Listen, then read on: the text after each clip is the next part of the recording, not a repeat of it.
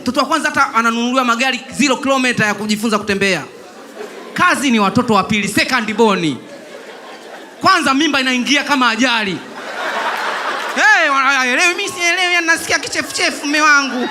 Mtoto wa pili, hamna siji kuimbiana huku. Mtoto wa kwanza kuna kipindi yule baba na mama wana miezi 9 tumbo analipapasa hivi. Kuna nyimbo fulani ile duduke, si mnajua duduke sijini na nini duduke. Ila wa Nigeria. Sasa kuna ile nyimbo ya Mbosso inaisema ishafika 7 sasa.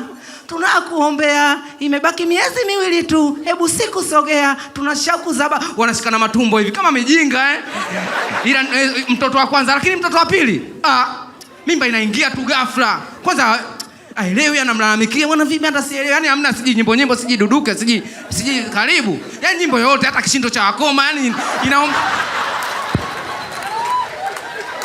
yaani mtoto wa pili anakuja, yaani siji. Ila watoto wa pili, yaani kila kitu, hata vitu anavyotumia used. Kumbuka,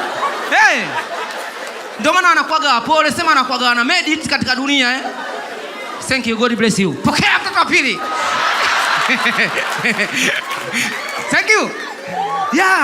Vitu used, yani hata ile beseni ile mtoto wa kwanza linakuwa lishatumia kufulia majinsi, kudekia, lishachakaa, vile vikalio vimefutika.